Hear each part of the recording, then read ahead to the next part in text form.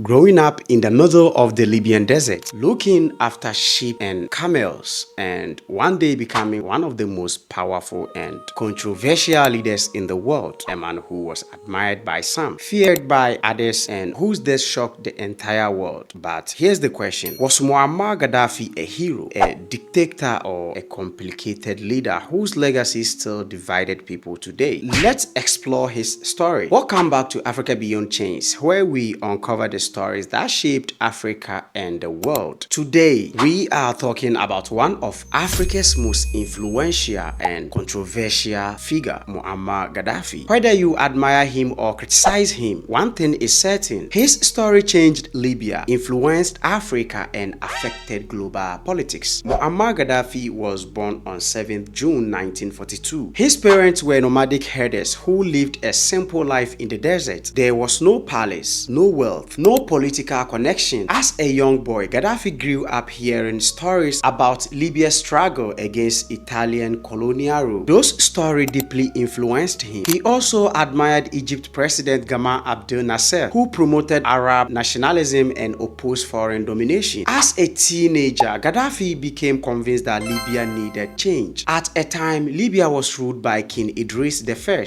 whose government was closely aligned with Western powers. Many Libyans felt that although the country had valuable oil resources, ordinary people were not benefiting enough from that wealth. On the 1st September 1969, while King Idris was abroad, a group of young military officers led by the 27-year-old Gaddafi carried out a nearly bloodless coup. The monarchy fell. Libya became a republic. Almost overnight, the unknown army captain became the country's new leader. For many Libyans, he represented hope, a young man promising independence, national pride, and greater control over Libya's resources. Once in power, Gaddafi nationalized much of Libya's oil industry, and country's oil revenue increased dramatically. The government invested heavily in education, healthcare, housing, and infrastructure. Many Libyans gained access to free education and healthcare. Large infrastructure projects, including the Great Man-Made River, brought water from underground aquifers to cities and farmland. Supporters point to those achievements as evidence that oil wealth improved living standard for many citizens. But there was another side of his rule. Political opposition was tightly restricted. Independent political parties were not allowed. Critics of the government faced imprisonment, exile, or worse. Human rights organizations accused his government of serious abuses over many years. These contrasting realities are why opinions about Gaddafi remain deeply divided. Gaddafi didn't limit his ambitions to Libya. He wanted Africa to become stronger and less dependent on foreign powers. He was one of the strongest advocates for transforming the old organization of African unity into what became the African Union in 2002. He frequently called for greater African integration. His ideas included a stronger African Union, an African investment bank, greater trade between African countries, an African monetary fund, less dependence on Western financial institutions. He also funded infrastructure, mediation efforts, and development projects in several African countries. Some African leaders praised his generosity and commitment to continental unity. Others criticized him for supporting armed groups in conflicts abroad or for trying to expand his political influence beyond Libya. Again, his legacy remains a subject of debate. Everything changed in 2011. Protests that began in Tunisia spread across parts of the Middle East and North Africa. The movement became known as the Arab Spring. Soon, demonstrations reached Libya. Some demanded reforms. Others demanded that Gaddafi step down after more than 4 decades in power. The protest quickly escalated into an armed conflict. Some military officers and government officials defected to the position. Rebel groups gained support in different parts of the country. Several foreign governments also became involved, and a NATO-led military intervention targeted Libyan government forces under a United Nations mandate aimed at protecting civilians. The conflict rapidly shifted the balance of power. By August 2011, rebel forces had entered Tripoli. Gaddafi fled the capital. For weeks, his whereabouts were unknown. Then on the 20th of October 2011, as he attempted to leave his hometown, his convoy was struck. He was captured by opposition fighters. Videos recorded on mobile phones showed him alive in custody. Shortly afterward, he died. His 42-year rule had come to an end. His fall resulted from a combination of internal opposition, armed rebellion, military defections, and international intervention. Thank you for joining me on Africa Beyond Chains. Until the next time, stay curious, keep asking questions, and remember, to understand today's Africa, we must be willing to explore its most complex stories with honesty and